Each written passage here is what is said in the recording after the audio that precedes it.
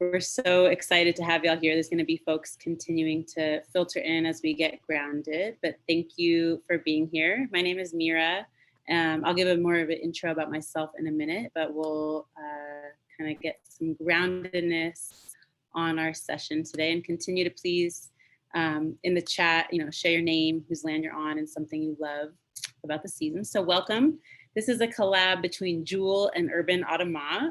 Thank you so much, Urban Adamah, for hosting this and dealing with all the logistics. And thank you, Jesse, our tech wizard over there.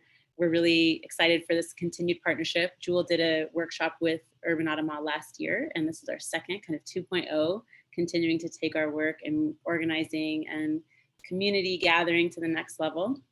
So Jewel stands for Jews on Ohlone Land. Welcome to everyone who's here who this is their first interaction with Jewel. Our group started about 2 years ago with a goal to really increase Jewish participation in paying the She'umi land tax to the Segorate Land Trust, which is an urban Indigenous women-led movement to return the land currently known as the East Bay to Indigenous stewardship. And we'll get into more of their work momentarily. And Jewel's other goal is really to increase Jewish action in Native sovereignty movements here in the Bay Area, and then again, extending all across Turtle Island. So we're really excited to expand our work and share more of that with y'all. And before we introduce ourselves individually, we want to kind of frame the session a little bit. So with a first kind of grounding, that naming wherever you are in what is currently called the United States. If you're not Indigenous to the land, or if you're not a descendant of enslaved African people, then you're a settler on stolen land, which again, we will explore throughout this session.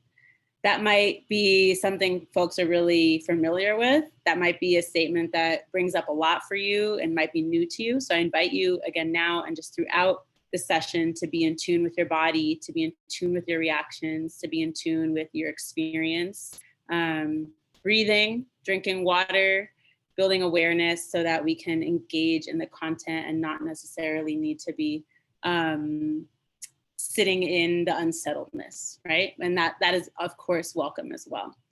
And so naming that we are settlers here, if you identify as that, we acknowledge that being settlers, it requires repair, which means not just the material return of land and wealth to Black and Native people, but also a transformation in relations and a transformation in power. And again, we'll talk about that throughout our session today. So briefly, my name is Mira Stern. I use she or they pronouns. I am a queer white Jew, third generation San Franciscan, very important fact to know about me. I'm a former high school history teacher and currently now do a lot of different anti-racism education, training and consulting with organizations and companies. I normally live as a settler on Chochenyo Ohlone land in what some call East Oakland. I'm currently calling in from Southern Sierra Miwok land right outside of Yosemite. And Sophia will introduce herself now. I'm just looking at, all right, I got a little unmute request. My name's Sophia Salko. I use she or they pronouns. Very excited to be here with Mira on behalf of the Jewel family. And what to say about me, I am also on Ohlone land. I grew up after the age of 5 on Kumi Island in San Diego. We're all going to be talking about where we grew up in a minute. Before that, I was in the former Soviet Union where I was born. So I am, I guess, a first generation American Ashkenazi Jew. And I'm reckoning with what that means now, not being on the land where I was born. And I run a group for queer post-Soviet Jews, and I'm doing some of this kind of work that we'll be talking about in a PhD program at Cal right now. And I'm so excited and happy to be here with y'all for the next 2 hours. Just wanted to add that as white Jews, Mira and I, of course, do not represent the vast diversity of Jewish people in the US and around the world. We're going to be grounding in those positionalities that we bring and making this session as participatory as possible, so all of you can share who you are and where you come from and how you enter this conversation throughout the 2 hours. Thank you for being here. And now, So before, go ahead. We're about to do a land acknowledgement, but I also want to name to take care of yourself tonight, whether that means, again, drinking water, breathing, laying down, standing up, whatever feels comfortable for you. There's no one right way to show up on a Zoom call. You're welcome to have your video off. Maybe you're preparing dinner, or I was about to say gardening. I'm like, it's pretty dark out. Maybe you're doing something else that's exciting. You can multitask. And we will have a few breakout groups tonight where you're going to be engaging in discussion with fellow participants. So a request to please turn on your screen then if you choose to and you're able. Again, no, that's not a requirement, but it does help in terms of engaging community and building connection. And I'm sure everyone wants to see your beautiful face. So we are going to start with our land acknowledgement, which will be our first breakout opportunity. So we do land acknowledgements to name, again, whose land we are on, to name that we are on unceded and stolen land, and not just as naming of that, but also as part of the repair process. So as many scholars and activists are making clear right now, a land acknowledgement is incomplete if we are not coupling that with the return of resources, the return of power, the return of land, and active solidarity with different Native movements. So in a moment, you're going to be put in a breakout group with 2 other folks. And we'd like for you have about 8 minutes as a trio. We're going to ask you to share where you grew up, the name of the land, the current often colonial name for the land, and whose land it is. If you don't know whose land it is, you can look it up at native-land.ca. Please share what you love about that land and what were the stories you heard about Native people of that area growing up. And if you didn't hear any, why do you think you did not? And lastly, what are some stories and histories and current realities about the Indigenous folks of that land that you would like to know? So we'll throw these in the chat, and Jesse, our wizard, will place you in a group, and we'll see y'all in a few. Do a whole group share back, but hopefully you're able to see some kinds of connections, themes, differences, got some new things to think about or to continue thinking about for the next 2 hours and probably the rest of your life.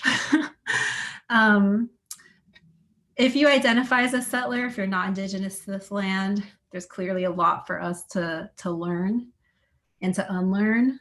And as Mira mentioned earlier, it's important that we do this in community. It's important that we do this as Jews, even with all of our differences. And in this work, we turn directly to Native people who are leading these efforts of returning to a right way of life on this land, a way that is healing and healed, sustainable in reciprocity, not extractive.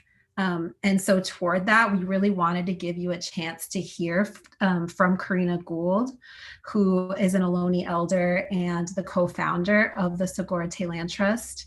Mira, I can't remember now how much you said about Sogorea. I guess it doesn't hurt to repeat it too much, but it's an urban Indigenous women-led land trust. The Ohlone people are not federally recognized, so they're working within the system to raise money to purchase back pieces of land toward efforts of rematriation, which means returning the land to the stewardship of Native people away from colonial control. We're going to be talking so much more about that throughout this whole session, but we thought it was really important for you to hear from Karina through this video. And so we're going to share just 5 minutes of a talk that she gave a few weeks ago, where she tells a little bit of how the first piece of land in the Bay Area was rematriated to Ohlone stewardship. And in this video, she also invites settlers to be good guests on this land. It makes that connection between stewardship and the guests. So I think there's something for us to learn. So I'm going to go ahead and share my screen. And the video that I'm going to play is 5 minutes long. So please just enjoy it. And a few years ago, we were given the first 1/4 acre of land in our territory back. It's a half-mile walk from my house. It's on the LaShawn Creek, probably one of our village sites. Come here, boo-boo. Come here. These ancestors do crazy, amazing things out of our wildest dreams. Janelle and I have been working for over 20 years. This was something that we had not thought possible, maybe not even dreamed of, but these ancestors dreamed it up for us. These young people that owned a company, an organization, an organic farm called Planting Justice, working with formerly incarcerated men and women, went to Standing Rock. And when they went to Standing Rock, they were so moved, they asked the elders what they can do when they came home. And the elders said, you should work with the First Nation people on whose land you're on. And they took that to heart. And there was an Athabascan elder who we've known for decades, working with them as an educator. And she said, you need to talk to Janelle and Karina. And so finally we went and met with them and sat underneath a California walnut tree in the back of this land, this 2 acres of land in Oakland. And they said, told us that story. And they said, we'd like to give you this 1/4 acre of land that we're not using. And we cried. I cry still. And we took that land and we worked the land with people from all walks of life, because we're not the only ones here. And the healing is not just for us, it's for everybody that lives in our territory. You see, we want to be good hosts, but we need good guests. And 4th graders really know what it means to be a good guest, because as adults, as parents, as grandparents, as aunties and uncles, we tell little guys how they're supposed to behave when they're somebody's guest. When you go to your best friend's house or your grandma's house, how do you behave yourself? And 4th graders say, oh, that's easy. We don't touch things that aren't ours. We say thank you and please. We ask permission. We don't break things. And that's pretty easy for us to understand as adults to tell our children. But as adults, we forget that we're in someone else's home. This is someone else's territory, and that we have responsibilities for our guests. But we can't be good hosts if we don't have good guests. It's living in reciprocity with each other. It's learning how to ask permission and not to break things. It's learning how to be in relationship with First Nations people.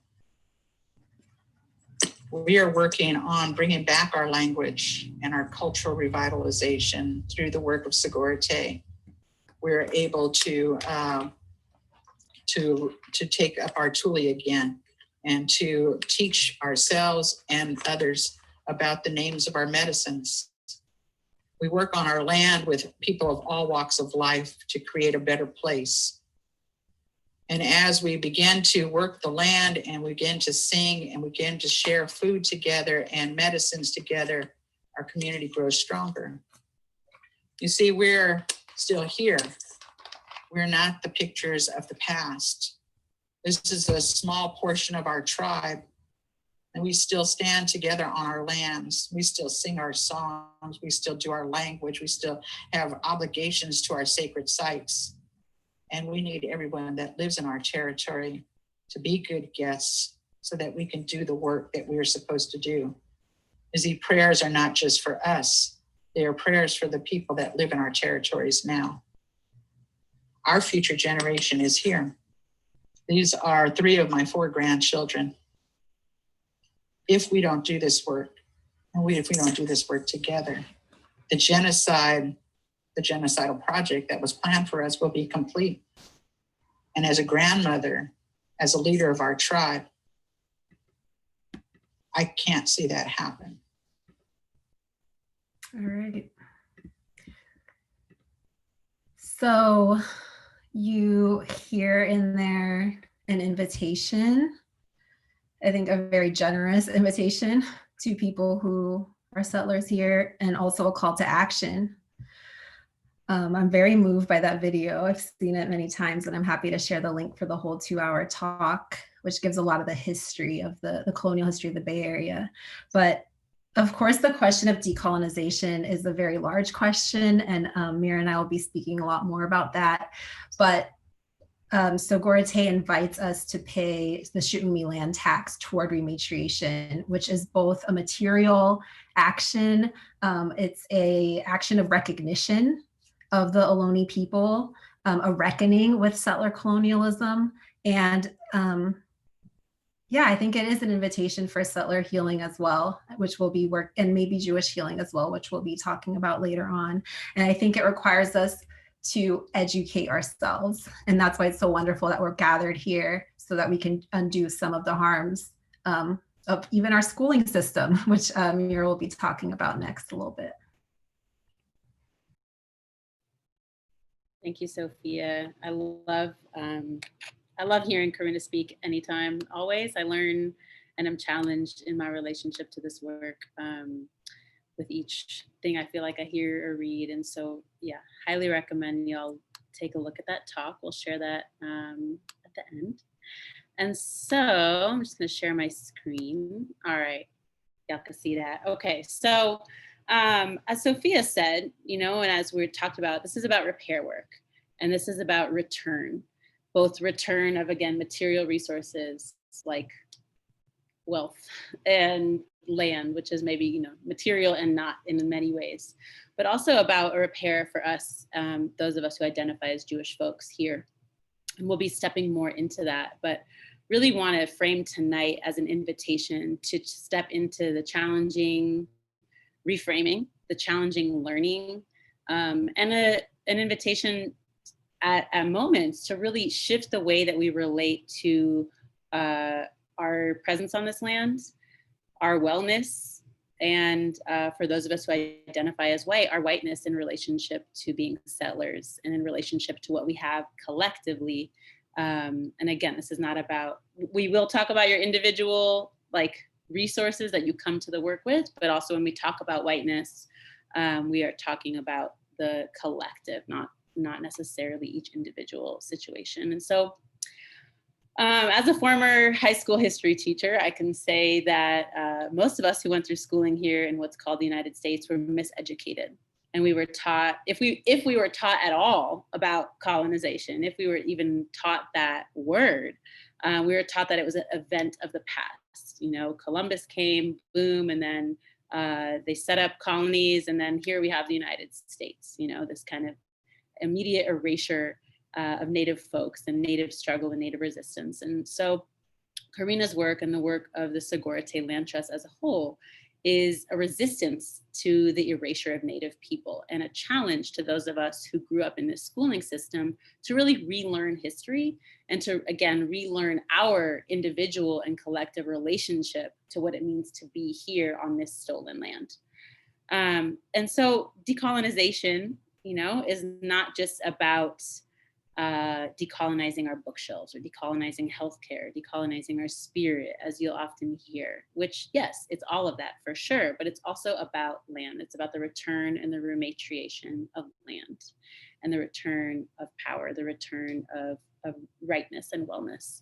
And so in order for us to really learn about oppression and about power and the movements to return to balance, to return to wellness, to return to sustainability, we have to learn about the formation of this country and the ways in which we as Jews, particularly white Jews, participated in it.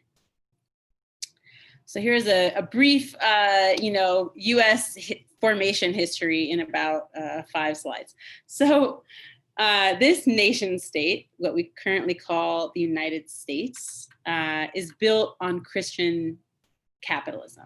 It's a colonial project. And when we say colonial project, we mean, again, it's not just this one-time event, but it's an ongoing system that is always about extraction. It is always about domination. It is always about hoarding power in a very centralized hands of few and holding domination over the masses. So the goal of this nation state, again, the United States, was really to, again, extract and for the purpose of European bodies to remain well. And all sorts of ideologies were used to justify theft and genocide and enslavement and death. But at the core, again, we have to come to terms with that this was a country founded on the extraction of humans and the extractions of resources from the earth.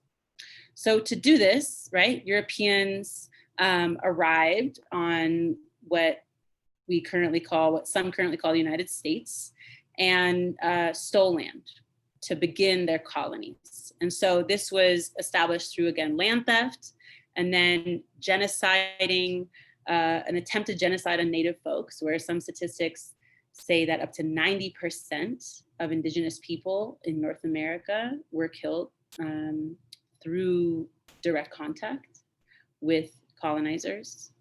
And even reckoning with that number is super intense. And again, an invitation to be aware of where you're holding that.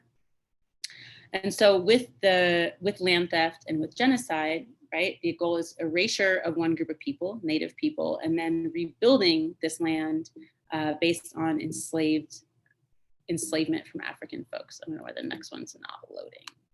There we go. All right. Which was, again, all about maintaining racial hierarchy and control. And so this is still the structure. I think a lot of folks would like to think white supremacy is an extremism, or maybe a mentality that some carry and some don't. But I think, as we're seeing, especially this year, we're being called into more consciousness to really understand the formations of this country and the contemporary realities. And so in what we call the United States, capitalism has always been racial. And it's really important for us to frame that as we're studying the dispossession of Native folks and Black folks.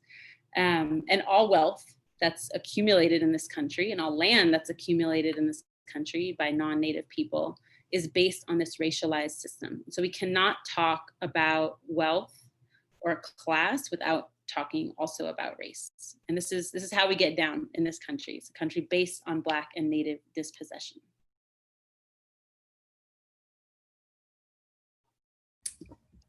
Thanks, Mira. Can you click one more time? Thank you. So for the settler colonial project, many hundreds of years have passed, right, since that initial founding. But as Mira said multiple times, this is a structure that we're all participating in. So in order for settler colonialism and racial capitalism to function, it has required a continuing imported labor force, right, that can be exploited and that can also be racialized in order to be absorbed into this system. And so there are so many ways that immigrants have fulfilled that role in continuing the nation state, and have kind of been described in very neutral or even positive terms, right? Because the United States is, quote, a nation of immigrants. And some of us have been thinking about the way even that statement, which I'm complicit in as an immigrant and have used throughout my life, even a statement like that contributes to Native erasure, right? And to also taking attention away from ongoing anti-Blackness. So right here, we're relying on a framework that comes to us from Evelyn Nakano-Glenn, a retired scholar from UC Berkeley, who has talked about the ways that different immigrant groups have been absorbed into this system, both in terms of class and race, and have been placed either in proximity to whiteness in a way that reinforces white supremacy, and or in a way that reinforces anti-Blackness, all the while contributing to the erasure of Native people, right? And the idea that this is a country of immigrants, not an ongoing settler colonial project. So for those of us who are immigrants or are the descendants of immigrants or have an immigrant ancestor, a Jewish immigrant ancestor, it's really important to reckon with that history and understand what ways that we've been complicit, what we've lost, and what we've gained through participating in this system. Can you go ahead and hit the next slide? I think actually, yes, we are going to start that process right now. I'll be sharing a link with you in a moment. We're going to be just very briefly starting with where do we come from how do we enter this conversation, right? Because as Mira and I have both suggested to you, we are part of this system, but we might enter it very differently from one another. So I'm about to drop a link to you, to your chat for something called a Mentimeter, which some of you may have participated in before. Go ahead and click that link that's in the chat, and it's just going to ask you one simple question about your positionality, which is a fancy academic word for where are you coming from in this Jewish conversation about land, wealth, and race. And so I just gave an example there, which is my own. I wrote, as I enter this conversation, I'm entering as a white person. I'm entering as an immigrant who doesn't have intergenerational wealth developed in this country or elsewhere because I came from a communist economic system. When I enter this work, I think about how I've experienced a lot of class shift through my life. Living the first years in the US on government support and then shifting to more of like upper middle class. And I also identify as an Ashkenazi Jew. So go ahead and drop your answer in the little box, and then I'll be sharing what's popping up so we can see who's here.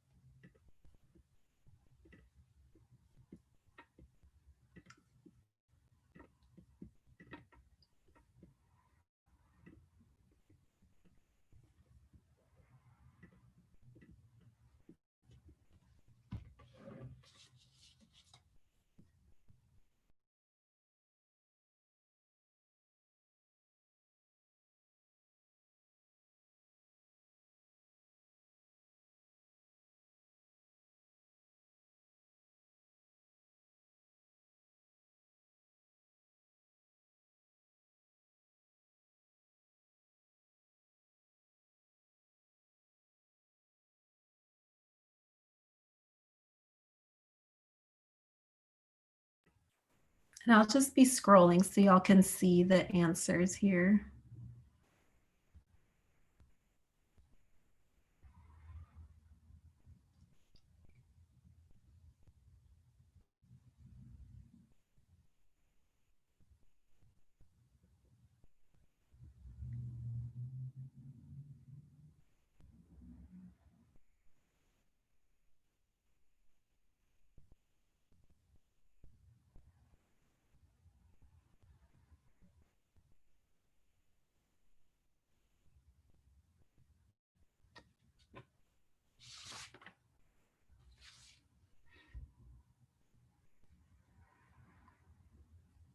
We'll do just a few more minutes, or I guess a few more seconds actually, because we should be moving on.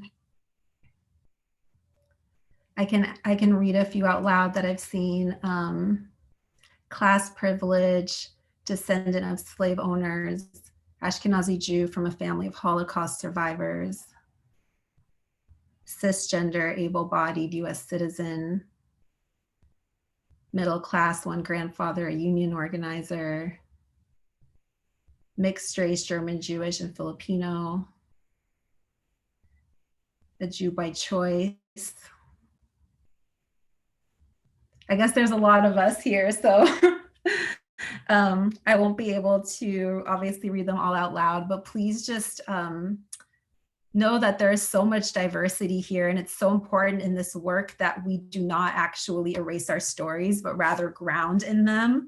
We learn this history and we learn how to place ourselves in that, and we'll be doing that more in depth a little bit later this evening in small groups.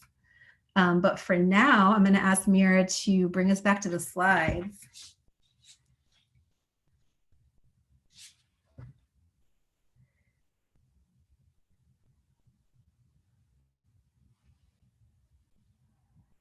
And we got just about 2-3 more slides for you before we split off into groups again.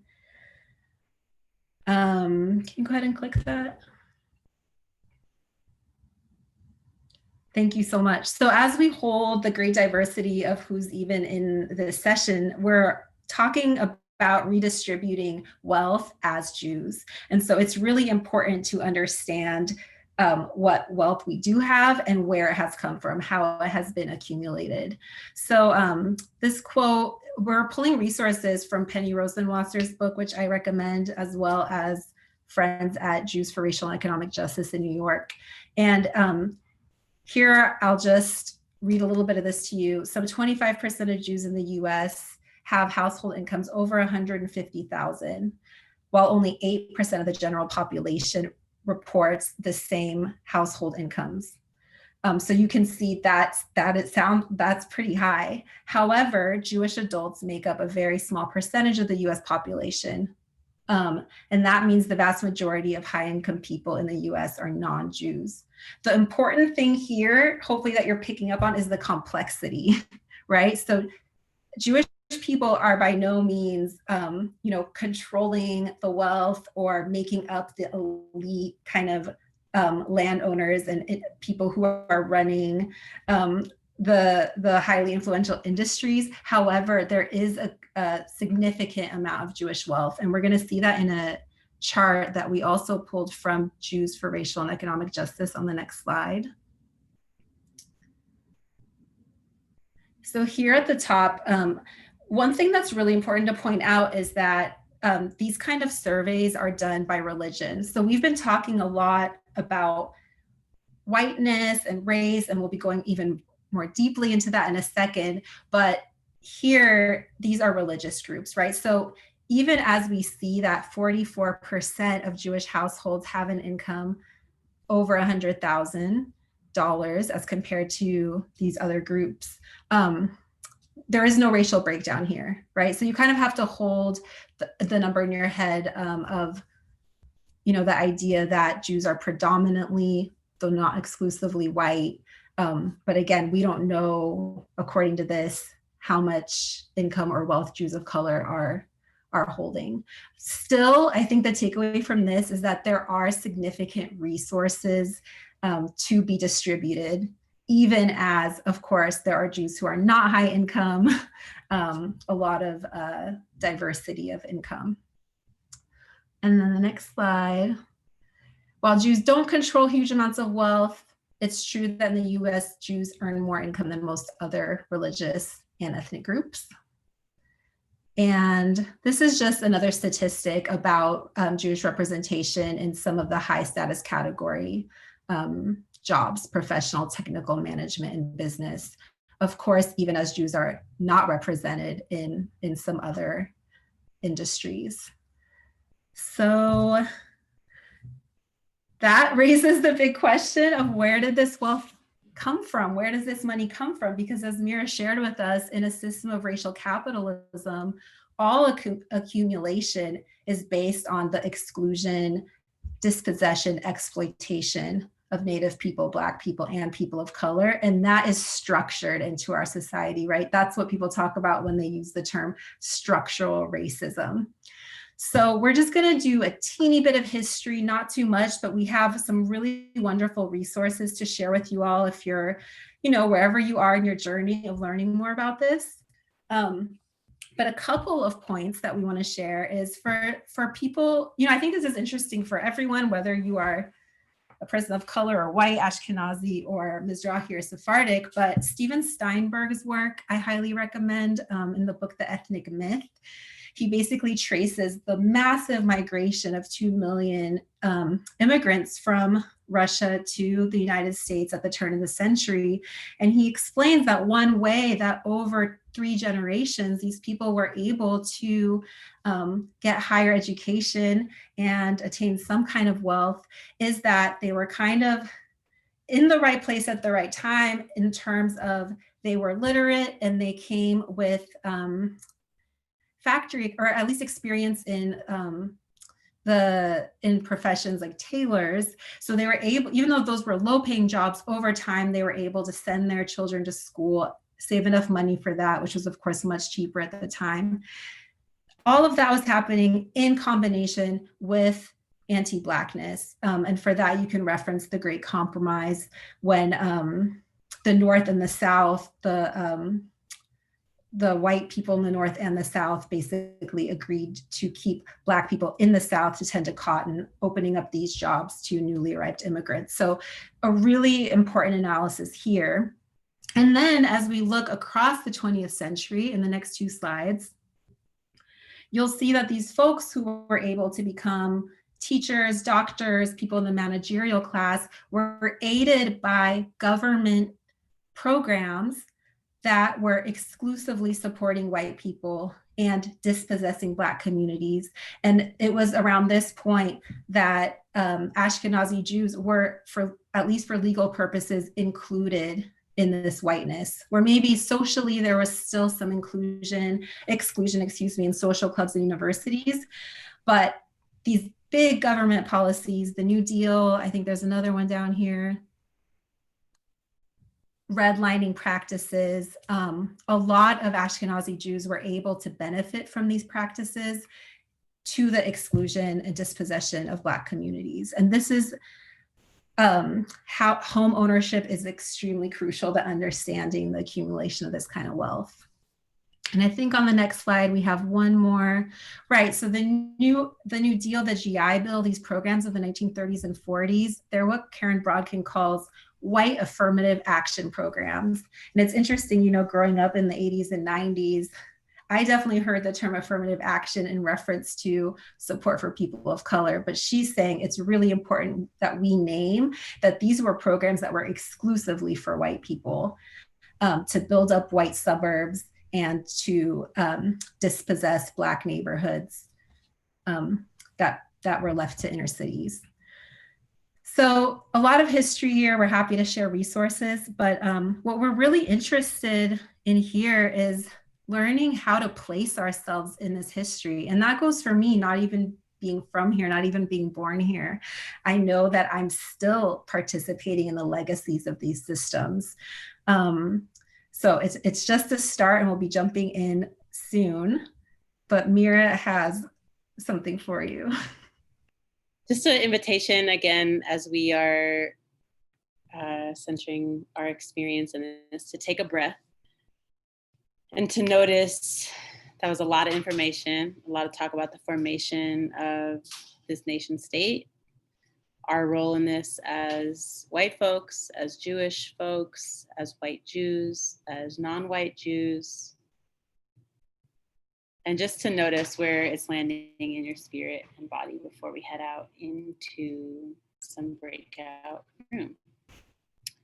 So we're gonna ask y'all, I'll show the slide, we'll show the questions, and then we'll also throw them in the chat. You're gonna have about 12 minutes, again in trios, new trios, to get honest. And again, this work is not meant to be comfortable. This work is not meant to always feel good. I think there is a lot of joy and there is a lot of feeling good in this work in terms of understanding our place in this planet, in this lifetime.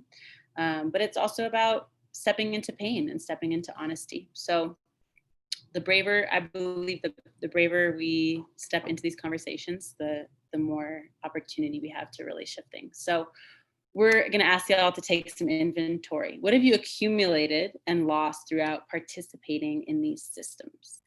And how did your family step into whiteness or into proximity to whiteness? And that's particularly for folks who are either white passing, white adjacent.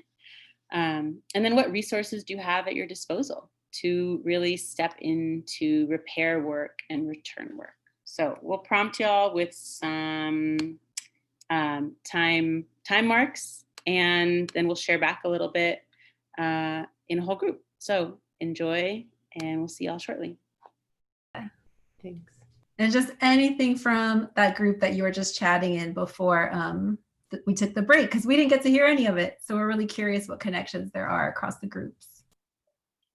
In our group, we talked about several of it, well, there was 3 of us, but a few of us talked about either the continuation or the loss of language, being Yiddish or Eastern European languages, Hebrew. 2 out of the 3 of us feel like we lost that, and then one of our group members retained it for a while within the home, and so that was like a part of both assimilation or retention of, you know, cultural and, you know, Jewish affiliation. And that was a running theme for all of us. Thank you so much for sharing. I also see Alana dropped a little asterisk, so can you share? I did, thank you.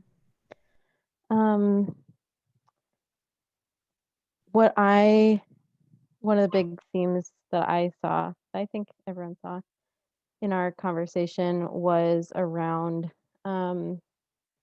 question of safety and how like accumulating like financial security and like upper middle class status created this feeling of safety, but like and whiteness. Yeah, and just ways that disconnected our families from communities of color or experiences of poor people and people whose experience isn't safety. And also just this question of like how conditional or fragile like the safety of, but also not today, the safety of like upper middle class white Jews is. Like sometimes they really love us, but also if Nazis take power, like they are coming for us, and or maybe not. Jared Kushner, like it's really confusing. But yeah, that was sort of that question about like, do we earn safety and then, but actually, and then this question of like, was there awareness that it was actually at someone's expense, or like that safety wasn't shared?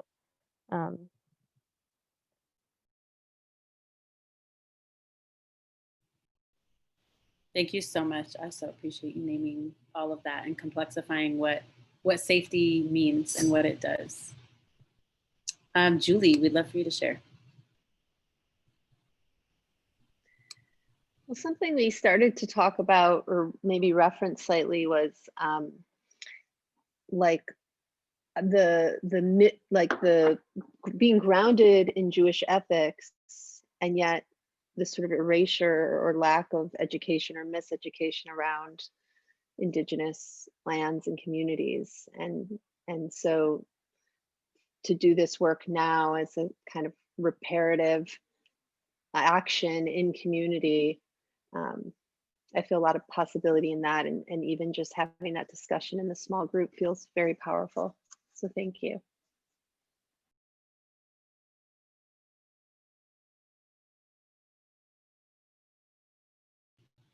Thank you so much.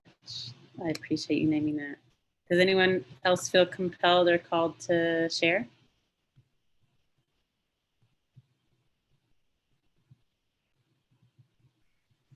I had mentioned in the group that I feel like my family, we've only accumulated, and anything we have lost was due to shitty decision making and not systemic in any way. That, but it was interesting. There's so many of you on here. The first person who spoke about, something that you've lost. I didn't think about, we didn't discuss, the loss of language. And I definitely know, I don't know Yiddish, neither does my grandmother. And she was first born here. So that's something we've lost in our pursuit of whiteness and accumulation. On that note, something that we discussed in our group a little bit too about like not being a physical or material loss, but like a loss of right relationship and a loss of ability to like move through the world feeling okay and purposeful and have a meaningful life. And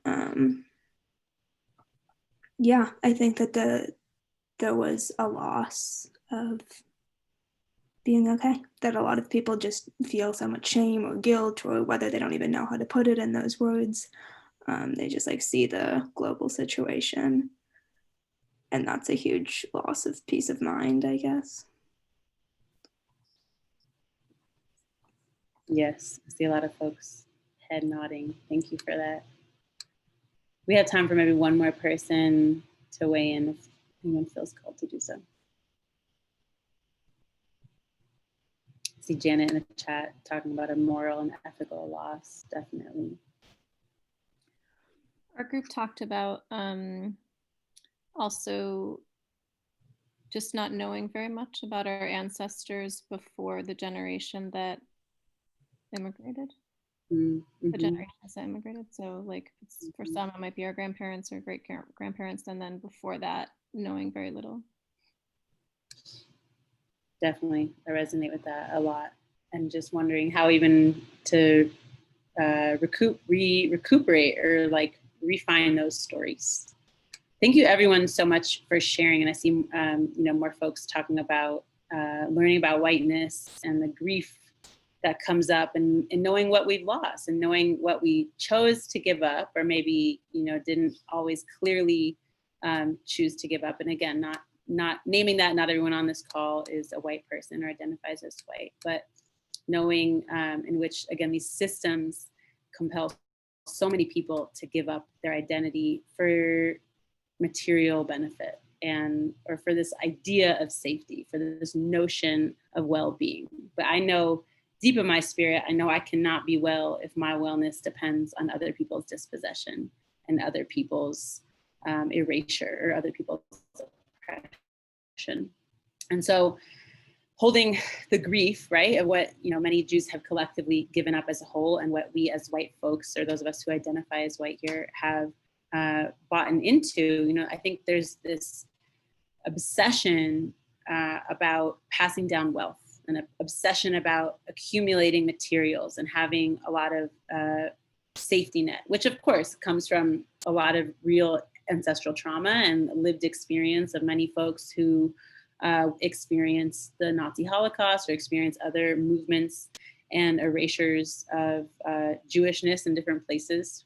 But I'm curious what things would look like, and what particularly our relationship to reparations would look like if we were obsessed with passing down culture and passing down values and passing down community, and a return to a Jewish orientation in life, rather than passing down wealth, rather than passing down power, rather than passing down material things we've accumulated. And so I would argue, I'm going to share my screen one more time. I would argue that, you know, we already have the answers to repair this, and to repair the inequities that we see today, whether, again, that's in housing, incarceration, education, wealth, all the elements that we know go into dispossession, particularly of Black and Native folks. And so I like to center my Jewishness as something that guides me away from terror, that guides me away from hoarding, that guides me away from what whiteness has taught me and my ancestors to function like, what wealth and upper middle class or ruling class status has taught me and my family to function like. And so I think, again, whether you are white or in proximity to whiteness, our ethnicity, our history, our culture, our values actually call us to return. And our bodies know these truths. These are some of the powerful things that get passed down in our DNA, not just the harm, not just the trauma, but also the return to our ethics, the return to the systems that our ancestors have lived by for almost 6,000 years, knowing that there are different ways of relating, knowing that there are different ways of engaging with power and with humanity and with the earth and with one another. And so as we saw, it's kind of pixely, my bad, but as we saw in the Mentimeter, you know, we all have various positionalities that we come from and different histories that we can root into based on our ethnic backgrounds, based on our Jewishness, or maybe we're friends with Jews and we're on the call. And for example, you know, I can tap into the wisdom of my ancestors who are from Eastern Europe, Ashkenazi Jewish folks. And I might have a very romantic idea of what the shtetl looked like and functioned like, you know, but in the shtetl, very few Jews owned property, and very few Jews had any wealth established. That was part of not just, you know, the external oppression that force folks into those paradigms, but I like to think also in line with our ethics and in line with an idea that land can't be owned by any individual, and that our communal wellness, our communal interaction is so much more important than the individual wellness. And so, of course, you know, folks live together, they function together, they have their own ecosystems that were built on collectivity and community. Another core tenet of how we can root back into our ancestry in terms of divesting from harm and returning to repair, returning to sustainability, and returning to wellness is, of course, the tenet of tzedakah, which often folks name as charity, but really at its root means justice.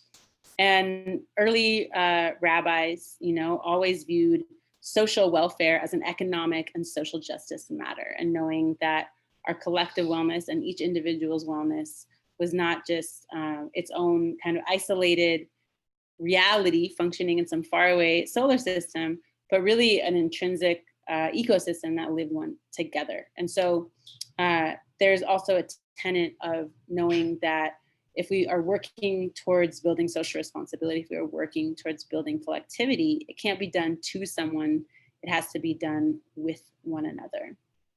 And so Maimonides kind of categorized 8 different levels of giving.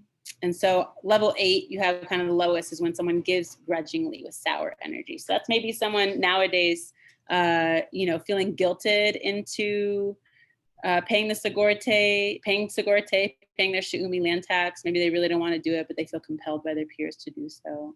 Or maybe you, you know, are being asked by your temple or your organization to do certain work.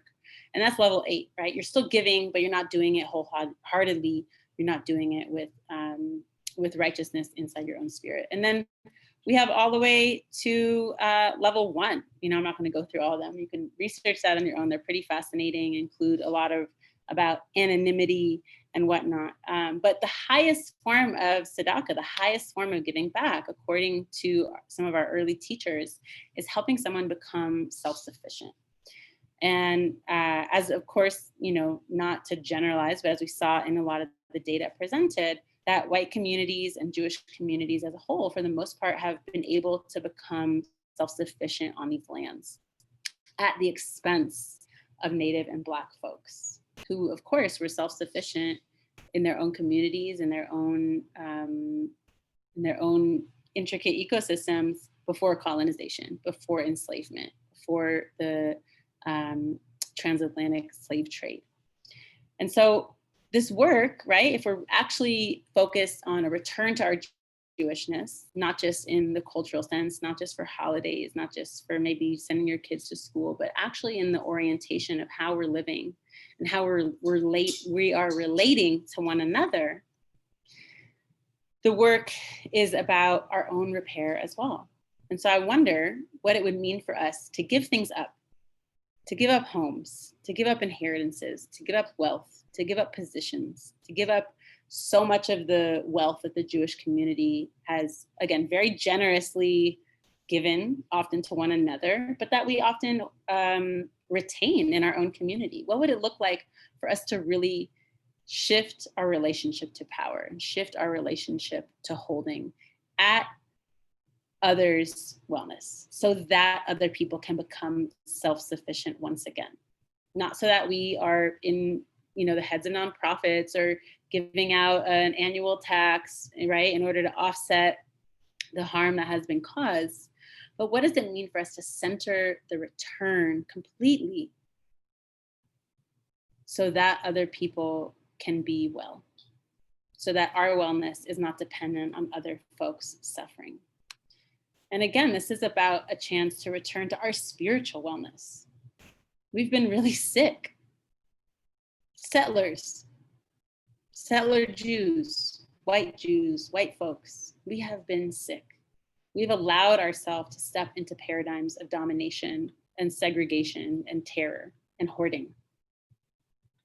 And again, our material wellness has been predicated upon the suffering and dispossession of others. And so what does return work? What does repair work? Again, not just in the material sense, definitely in the material sense, but also in the sense of our relationships. Who holds power? What would it be like for us to return to wellness on that end? So I want to ask folks, in the justice work, how do you ground yourself in your Jewishness, in this work of thinking about reparations, in the work of thinking about repair and righteousness? How do you ground yourself in Jewishness? Feel free to throw that in the chat, or if you haven't spoken out loud and want to, you can unmute yourself and contribute, please.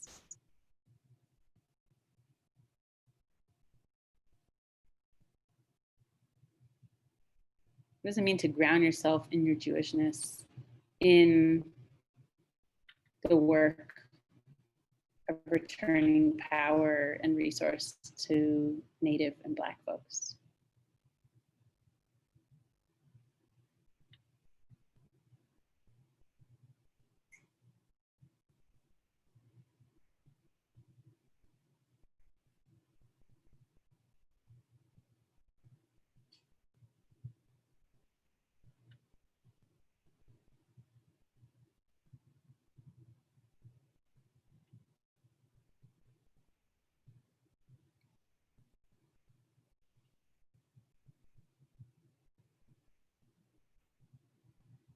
Sophia, do you want to read the ones in the chat?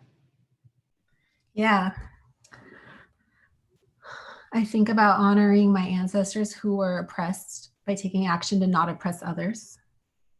Teshuva, writing relationships by returning to the semblance of when things were whole, materially, relationally, emotionally. I'm fueled by anger at ways that we are being used as Jews in Christian white colonialism here and in Palestine. Thinking of, you are not expected to finish the work, neither are you free to desist from it. Practicing tikkun olam. It means for me that the future I want to bring about is already in my history. Commit to the long haul of tikkun olam and justice. Finding true safety in relationships of reciprocity with the true stewards of this land, Indigenous people, rather than appealing to Christian hegemony and material safety. Vador, Vador, learning intergenerationally. B'Tselem Elohim, which maybe someone can explain what that is. B'Tselem Elohim means... in the image of God. In the image of God.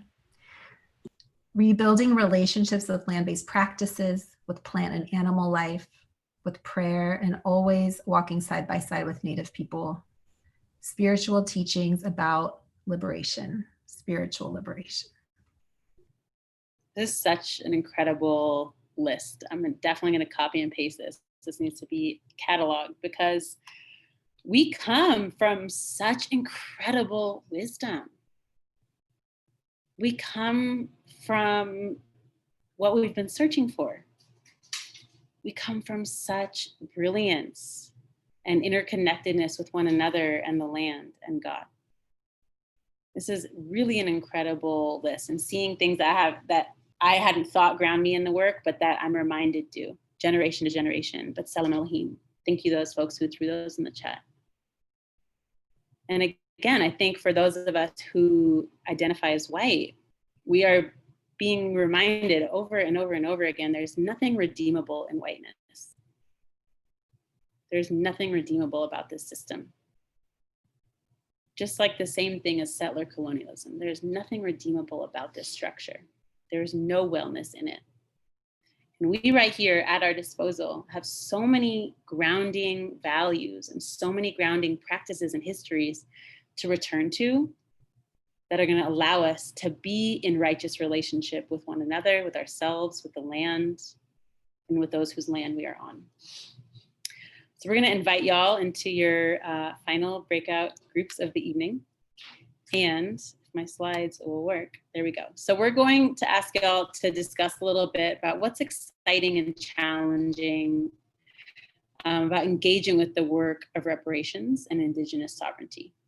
What does it look like to push our solidarity, for those of us who are in what we call the Bay Area, beyond an annual tax to Segurite, in addition to that and beyond it? And what does this work look like alongside Black reparations? And when we say this work, we're particularly talking about Indigenous reparations and sovereignty. So You'll have about 10 minutes in these groups, and we'll come back and share. And you better have all the answers. All right, we'll be waiting for you. Enjoy. Thanks, Mira. Thanks, everyone. I got to go to a group and it was really exciting. Felt much more connected being in there. And it looks like we just have about 13 minutes left together. So this is an exciting time to do some community collective, putting our hearts and brains together after this very packed 2 hours. I heard my partners in my group talking about being in like a reflective space. So we're like reflecting, but we're also processing out loud. There's a lot going on, but there's so much I took from even just that group. So yeah, just for the share back a few minutes, we're so curious to pose back this question that y'all talked about. What is feeling exciting and what's feeling challenging about this work, and about, as someone in my group said, about this call to action? I'm curious how everyone's understanding and feeling this call to action in the context of these massive violences, right? And us all as people who can do something.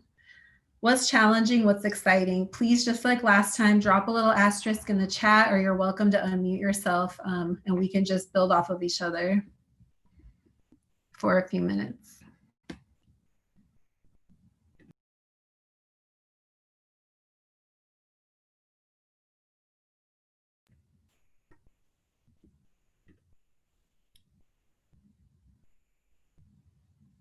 Love the connections in the chat. It's a chat love fest. Yeah, someone. Learning more about my Jewishness and Jewish values. I grew up, my grandmother converted to Christianity when my mother was young. And so there was so much of the Jewish values that I didn't get to learn about. And it was only through going on Birthright a couple of years ago, which I know that is like a whole other issue that people have problems with. But like, for me, it was at least a good connector to being Jewish and what those values mean. So I'm really trying to learn more about that so I can stay grounded in those values, because it's very hard to be grounded in it if you don't know what the values are. And I've always been so anti-religion that I just then was so kind of anti being Jewish as well. So it seems like an opportunity. And obviously what feels overwhelming is just the enormity of everything. You know, how do we have reparations on a large scale? But someone in my group was just saying, you know, he focuses on himself and doing his work. So I will be reminded of that, just to show up, keep showing up and doing something. And then, you know, if we all do that, collectively we'll do more. We talked about the fear that has come up, and that big call to action, that looking past just putting money into a land trust, looking past that and really giving up something.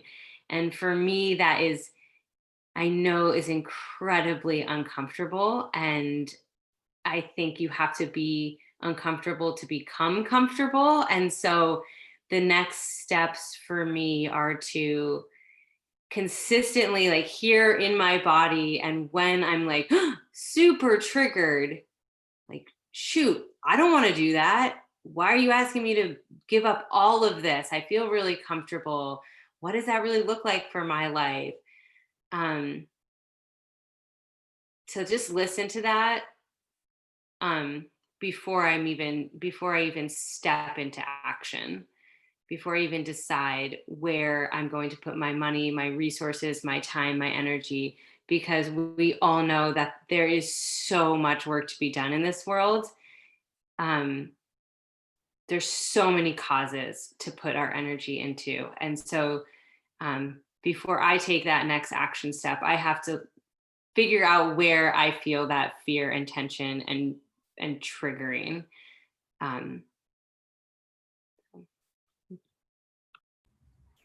Thank you so much.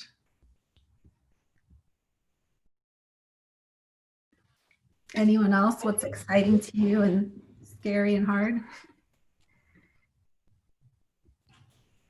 Sorry, I did not want to interrupt you. Go ahead. This thought is kind of building off of Kate's. We were not in the same group, but something that's challenging for me in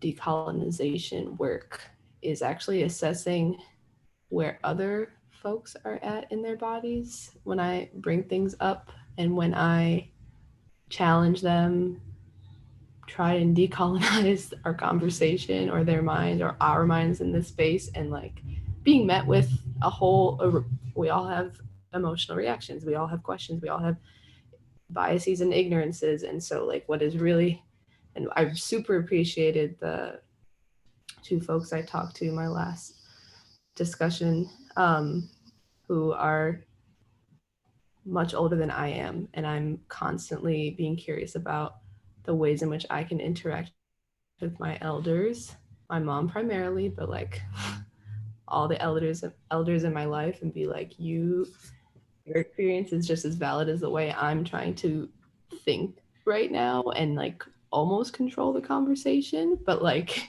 and I wasn't trying to do that to those people. So, but being conscious that that happens for sure at my home, and what work I need to do to like be better at conversation, so that we're actually decolonizing ourselves, and I'm not just there to police the way people are thinking. Yeah, that's beautiful. And prioritizing your relationships, right? The people who are in your life. Thank you so much for that. Who else has something to share? In my group, we talked a little about, is it, Janet, is it okay if I talk about what we talked a little bit about the interplay between like this personal transformation and personal responsibility work, and then like collective policy change. And I think that could be another whole 2 hours given, or, you know, lifetime, given the history of like treaty violations and like what actually, you know, like why there's so many federally unrecognized tribes, who has land rights, who's fishing right. There's just like a whole other, but I don't want to talk about it as other. Anyway, I think like for me, it was actually a really great answer to the question of like, one of the ways that we go beyond paying a land tax is also to like look at the structural mechanisms of the economy and political system, and be part of movements for like shifting that, and how to do that in relationship to this like personal, where do we place ourselves, how is it rooted in our tradition, and doing that collectively, like doing the personal and political, having, you know, intertwined. So I was grateful for that challenge and conversation. Thank you so much. Thank you for speaking to that. How much is going on at once? I think that's also a lot of the way I think about this. That second question of kind of pushing beyond the limits of She'umi, so we're not complacent with, you know, paying a tax once a year or something, and you know, or on the other end of the spectrum, you know, turning into a metaphor and just making some kind of recognizing Native people, right, but not actually moving the resources. So I love the way you're speaking to, and the way the whole session really has spoken to, how this is deep spiritual soul work. Someone was saying grappling with their fears, right? The thought of giving something up, divesting, reckoning with safety, which a lot of you have spoken to, but also with what has already been lost, even if we weren't taught that we've lost, grieving that. And then the ongoing work, showing up, right? Showing up all the time to actions, those beautiful work days that you saw, your own education, these conversations. I feel like everything y'all are saying is creating a network of practices, really, that we're engaging in. So I'm so grateful, as someone in my group said, to do this Jewishly together in a Jewish space, not having to give up any parts of ourselves, but doing it all at once. So grateful to you all. In that spirit, we wanted to share a little bit about how you might get involved with Jewel, and how Jewel, you know, extends beyond paying the She'umi land tax. And at the same time, how we encourage you to have everyone that you know in the East Bay pay it, especially if you're, you know, hosting dinners these days or parties, well, COVID safe parties. Real quick, we'll have it like that slide in a second, but really quick, we also have a newsletter. And so we're going to be asking you to drop your email in the chat if you want to be added to the newsletter. And then Mira is going to share with you a little bit more information about Jews on Ohlone land. Thanks, Sophia. I love about doing this Jewishly. And that is such a great verb. And also, again, an ask to return to our ancestry and to return to the wisdom that will, I think, allow for a lot more healing, a lot more wellness, and a lot more balance on this planet. And a rejection of and a divestment from the systems that have created so much harm. And so, let's see, I'm gonna share this idea, this quick list. I can talk for a long time, but you can follow our work on JewsOnOhloneland.org and sign up for a newsletter there, and also request workshops if you want a workshop for your organization, your congregation, any other sort of like Jewish space that you're part of. We also have a very poppin' Instagram page, Jews on Ohlone Land, if you want to go follow us there. And so yes, paying shumi and getting all your friends to do it. Peer pressure really works. And like I said, I'm from San Francisco, and which is Ramaytush Ohlone Land.